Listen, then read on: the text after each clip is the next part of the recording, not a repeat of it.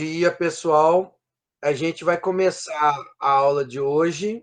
Vou continuar a explicação, que é finalizar a parte de compressor. Então, o que eu vou falar hoje já pressupõe-se que vocês foram no laboratório de forma virtual com o vídeo que eu passei para vocês lá do canal do YouTube. O compressor vermelho, você viu no vídeo, que eu fiz o vídeo lá no laboratório para vocês, mesmo que estão à distância, terem um contato com o laboratório, fazerem a visita. Aí a gente vai comentar dele. Esse compressor, o vermelho, ele é um compressor de 2 estágios, né? Igual eu expliquei no vídeo. Os 3 cilindros de cima são um estágio. Os 2 de baixo são outro estágio. Inclusive por aquela relação de volume, né? Que quando você comprime, o volume é reduzido. Então, aí acaba que a gente vai ter os 2 estágios ali, porém, em volumes diferentes. Proporcionalmente, você vê 3 cilindros maiores comprimem para 2 menores. Agora, a gente compartilhando aqui a apresentação e pegando onde a gente parou.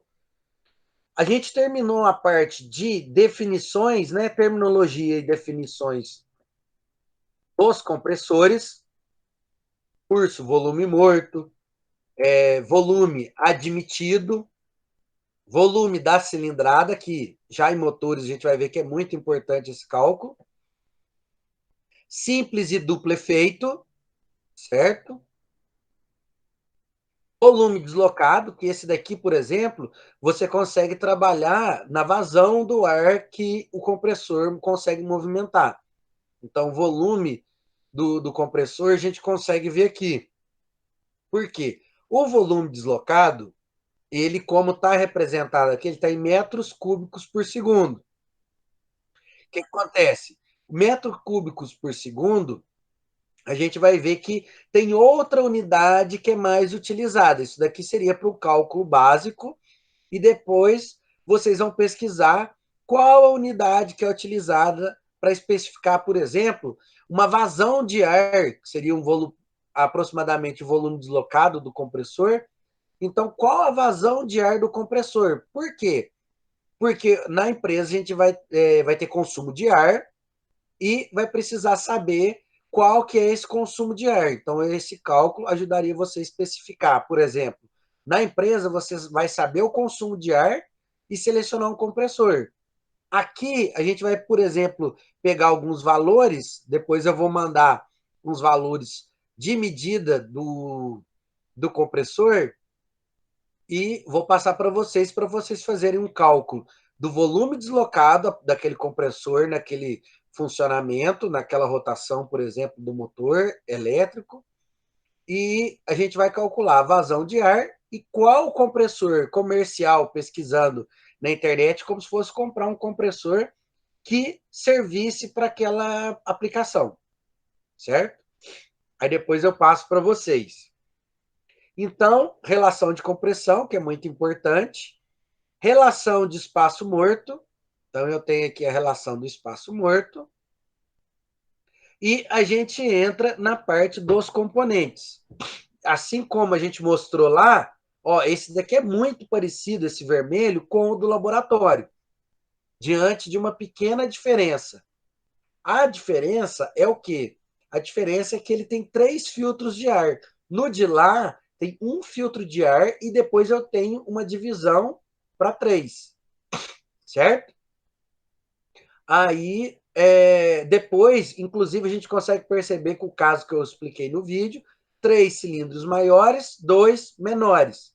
Então, além de ser menor, ainda a quantidade também é menor.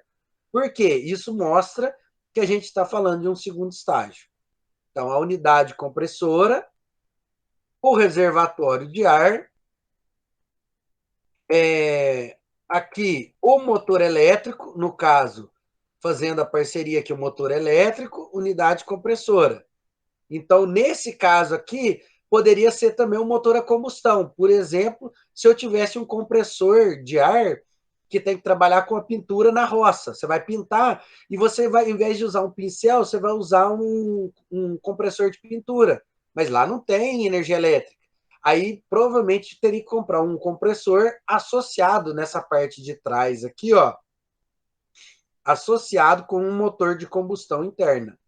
Então, um lado, nesse caso aqui, seria uma bomba, mas poderia ser um compressor associado a um motor de combustão. Pressostato, como o próprio nome já diz, é um medidor igual a gente tem, então a gente tem o medidor de pressão. Então, o pressostato é a pecinha que vai sentir a pressão do sistema. Então, geralmente, ela tem um pressostato ligado com um relé ou com um sistema eletrônico que vai fazer o quê? Ligar e desligar o compressor, certo? Então, aqui a gente tem um pressostato. Válvula piloto de descarga, válvula de segurança e válvula de alívio. Essas funções, basicamente, nesse exemplo aqui, ó, eu tenho uma válvula, ela montada aqui numa conexão, aqui está mostrando ela. Então, eu mostrei em alguns compressores do laboratório onde está a válvula de alívio ou a válvula de segurança.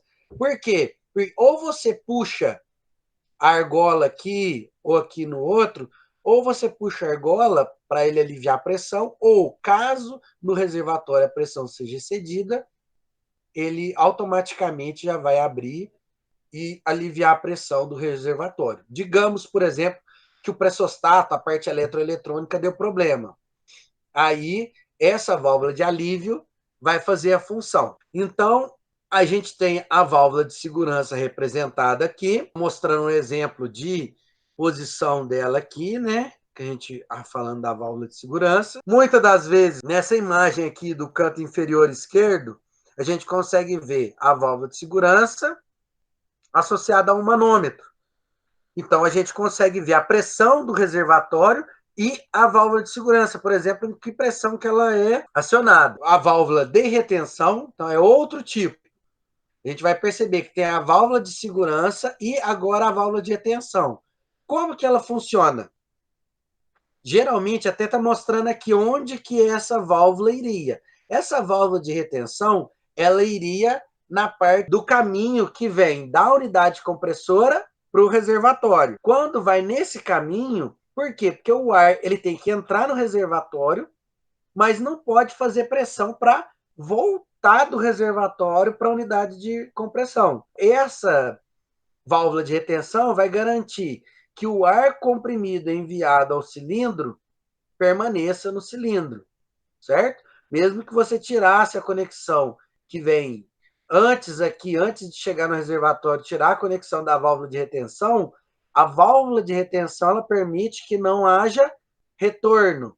Então, por exemplo, na representação aqui pneumática, vocês vão ver lá na parte hidropneumática, está representado aí uma válvula de retenção. Então, essa válvula de retenção, ela permite que o ar, no sentido da esquerda para a direita, passe, e no sentido contrário, não passe, certo?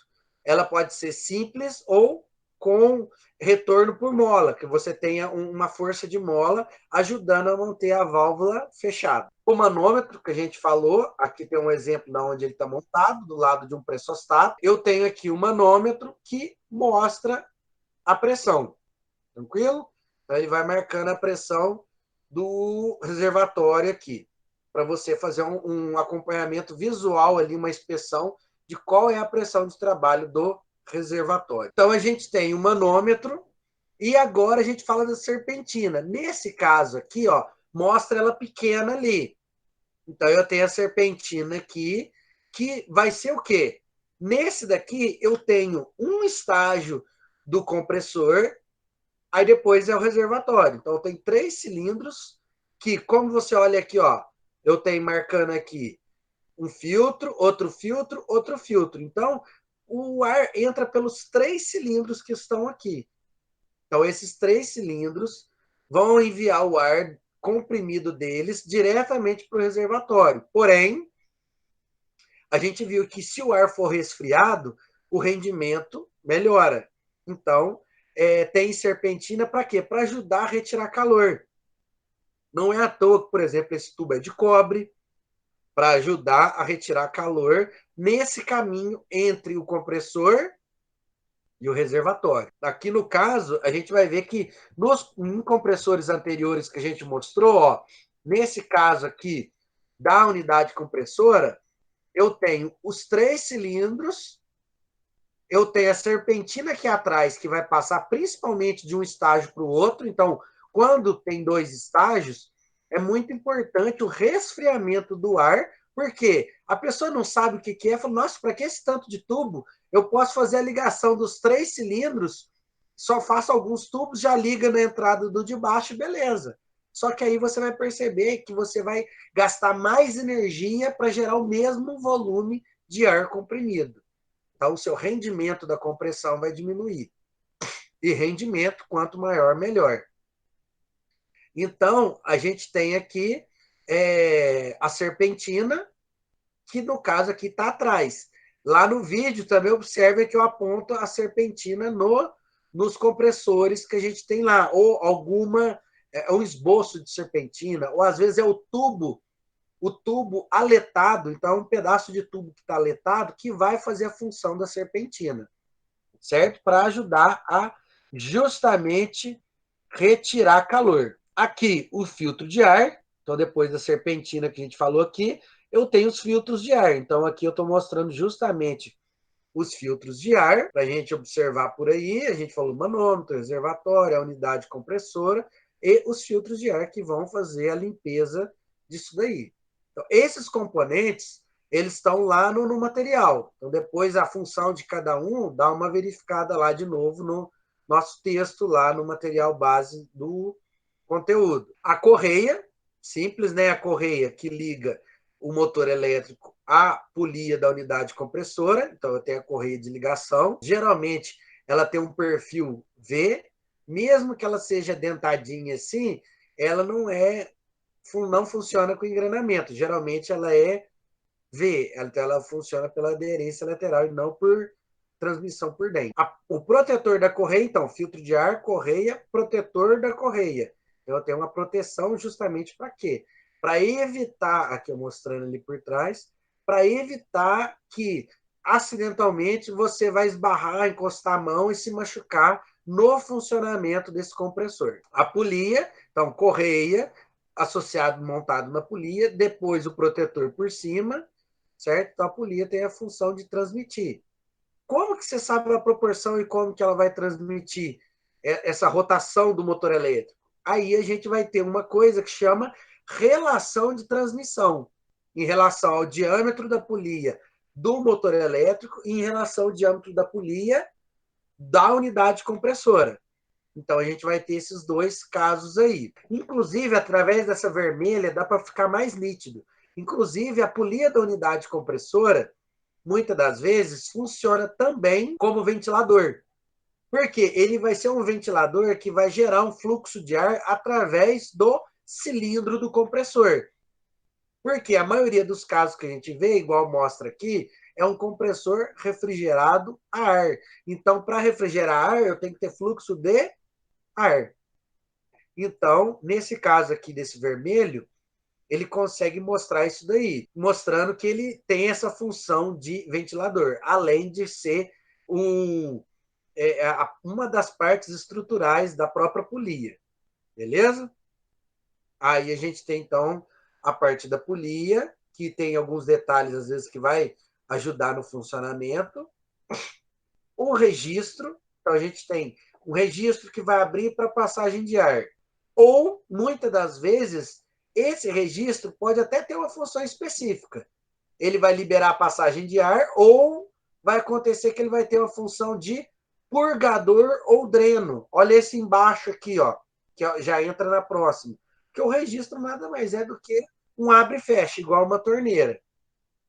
Então, o registro, quando ele está embaixo do reservatório, ele tem uma função específica. Ele tem a função de purgador. Para quê? Função do purgador: retirar o condensado. O que é o condensado? Condensado é o líquido, a umidade que vai condensar no fundo do reservatório, assim como impurezas que vêm junto, algum óleo que vem, às vezes, do compressor. Então, esse condensado, ele junta impurezas e a parte do líquido, da água, da umidade do ar, que vai sendo condensada. Por quê? Porque essa água, se for para a linha onde vai ser utilizado o ar comprimido, ele vai fazer a durabilidade dos equipamentos diminuir. Então, tem vários tipos de dreno, automático, comandado, eletrônico, mecânico, com boia, tem vários tipos. Aí, entrada de óleo, então geralmente eu tenho por onde eu vou abastecer o óleo por cima, visor de nível de óleo e parafuso, geralmente está embaixo do visor, nesse caso aqui, se não me engano, é esse, que é a saída do óleo. Aqui a gente consegue ver mais claro. Visor de óleo, saída de óleo e entrada de óleo, que seria para abastecimento. Então, para a gente fazer a substituição, assim como o motor do carro. Aqui as vantagens, né? Então, por que quando a gente fala, ó, a gente agora entra comentando de novo sobre compressão em múltiplos estágios. Quais são as vantagens da compressão em múltiplos estágios? Obter-se maiores pressões. Então, você, através de comprimir em vários estágios, você consegue elevar uma pressão maior, porque você tem um controle de o cilindro ir compactando, diminuindo o volume, comprimindo o ar ou o gás, e à medida que ele vai comprimindo, eu consigo ter um cilindro para comprimir na sequência menor e mais robusto. Então, já entra no segundo quesito. Construção, você precisa de um cilindro menos resistente, porque ele vai ser menor, é muito mais resistente o cilindro menor do que você construir um cilindro com volume grande, porém, para uma aplicação de uma pressão alta. Então, um cilindro grande para alta pressão vai ter que ser muito robusto. E a construção em múltiplos estágios, você consegue particionar isso daí. Eu tenho a redução da temperatura final, porque é o que eu falei para vocês. Se você comprime em vários estágios, você vai ter o quê? Você vai conseguir resfriar esse gás, esse ar, entre um estágio e outro. Com isso, aumentando o rendimento, que é a letra D, e, consequentemente, reduzir a temperatura final, que os dois estão atrelados. Mexi na temperatura, mexi no rendimento da compressão, por causa da compressão fracionada, que seria múltiplos estágios. Economia de trabalho na compressão está relacionado com rendimento.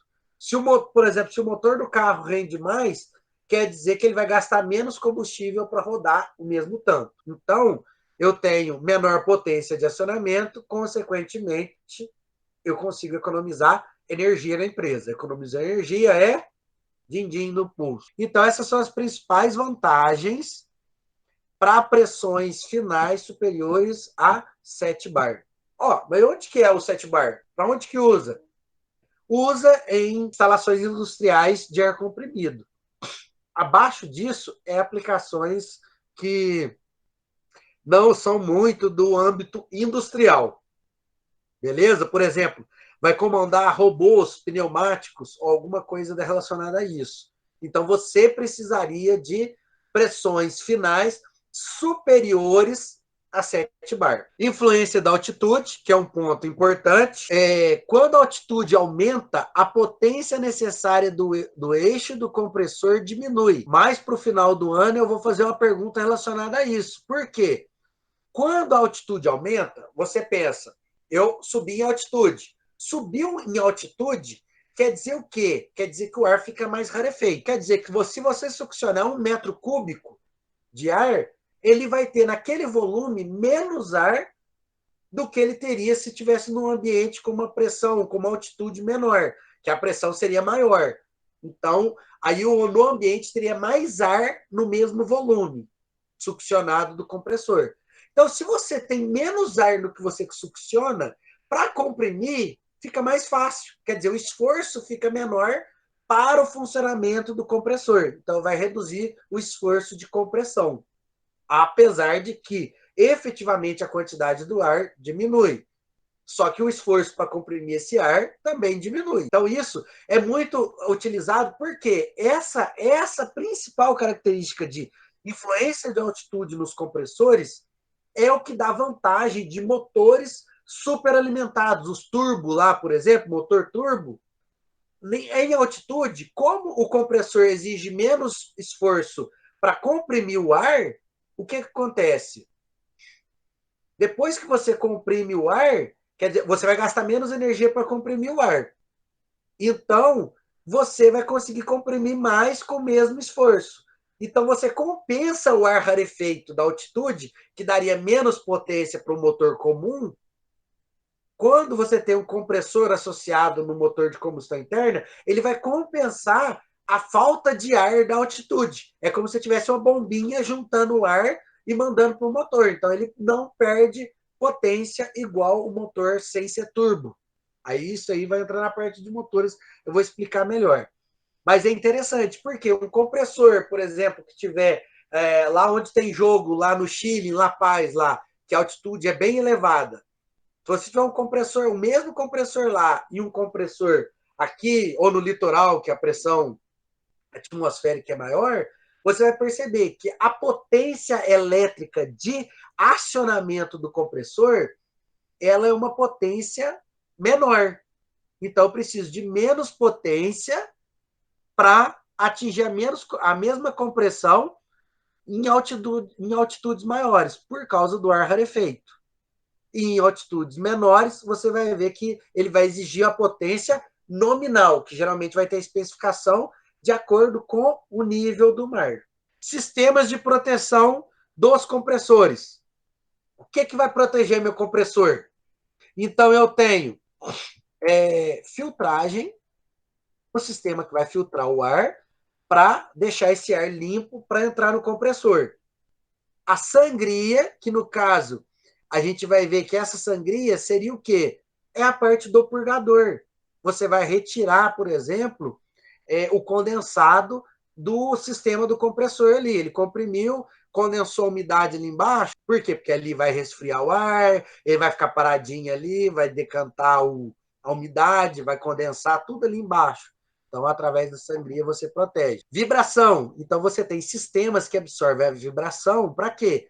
Para justamente proteger e monitorar, por exemplo, essa vibração para saber se o seu compressor não está com nenhum problema. É igual, por exemplo, se você tem um carro que o motor vibra mais do que o habitual da vibração normal do funcionamento daquele motor, você vai perceber que tem algum problema e procurar ver formas de evitar isso daí. Então, essa vibração tem dois sentidos. A vibração do compressor em caso de algum problema de funcionamento e a proteção da vibração do compressor para outros ambientes ou outros sistemas de ar comprimido da empresa. O pressostato, então, ele tem um sistema de proteção também. Por quê? Porque ele vai evitar que o compressor funcione a uma pressão sem parar de aumentar a pressão do reservatório. Ele vai regular a pressão. Esse pressostato, ele vai fazer uma função semelhante ao regulador. É totalmente diferente de funcionamento, mas é semelhante à questão do regulador de pressão do botijão de gás. Porque o regulador de pressão, ele vai regular que a pressão que vai sair do botijão de gás vai passar uma outra pressão na hora de ir para o fogão. O pressostato, ele vai regular o funcionamento do compressor para que no reservatório a pressão não passe. Então, quando você for utilizar a pressão, o reservatório de ar do compressor, o pressostato vai controlar isso daí. Válvula de alívio e de segurança, a gente já falou como que ela funciona protegendo o sistema do compressor. Fatores a considerar na escolha do compressor. Então, a gente tem o quê? Nesses fatores a considerar, na seleção de um compressor, a gente tem que levar em consideração o quê? Fatores que ocorrem para um baixo custo de operação e baixo custo de instalação. Então, o legal é aquele, o compressor é bom, barato e econômico. Joia? Beleza. Então, esse é o objetivo que o pessoal quer comprar um compressor que vai gastar pouca energia, quer dizer, eficiente e barato. Só que na prática a gente vê que você vai ter que ponderar os principais pontos. Essa tabela, observem que os compressores vão acompanhar isso daí. O que eu quero? Dentro do baixo custo de operação. que vai refletir em baixos custos de funcionamento. Então, é o quê? Para eu manter esse compressor, ele é barato de se manter? Ele vai economizar ele vai economizar energia elétrica, que geralmente é o acionamento do compressor, então ele vai economizar isso daí como?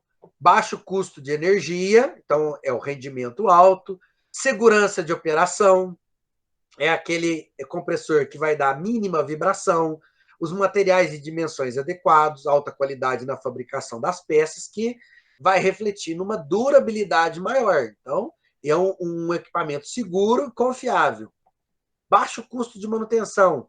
É uma empresa que tem bastante difusão das suas peças. Então, você consegue comprar a peça fácil de achar e é barata em relação a modelos, por exemplo, que são difíceis de encontrar e o custo da peça pode ser alto. Baixo custo de água de resfriamento. Em alguns casos, o compressor é resfriado por líquido. Então, tem águas especiais com aditivação ali que vai ser usada. Apesar de falar água, não é, eles não saem pondo água da torneira, não. Não tem nada a ver com a água da torneira. É uma água especial de resfriamento. E baixo custo de supervisão, que está relacionado com a parte de operação. Quer dizer, esse equipamento vai lubrificar automaticamente, drenagem automática da água condensada, que é o do dreno lá do purgador, dispositivos de controle de segurança que vão monitorar sem depender de alguém monitorar muita coisa, então só tem que ter alguém vigiando para ver se algum sensor está falhando. É com o mínimo de supervisão no funcionamento desse compressor e muito menos supervisão manual. Às vezes é só acompanhamento, ele dispara um alerta ali, alguma coisa, para observar alguma coisa que tem que ser feita no compressor. Então, pequeno espaço, aí no caso a gente falou baixo custo de operação e agora baixo custo de instalação. Então, é aquele caso que ele pode ser barato de funcionar, mas é caro, é um compressor caro para se comprar. Ele é bom, mas é caro. Então, você tenta equilibrar os dois. Por quê? Você às vezes quer um compressor pequeno espaço necessário. Ah, um compressor leve. Oh, todo mundo vai querer um compressor pequeno, leve, econômico, que gasta pouco, com manutenção barata. Aí que está o tchan de você ponderar o que você vai usar. Equipamento elétrico simples, então, quer dizer que você vai instalar, você vai precisar de equipamentos auxiliares ou sistema elétrico dele que não exija muitos acessórios. Eu não tenho que montar alguma coisa a mais do sistema elétrico. E preços moderados também.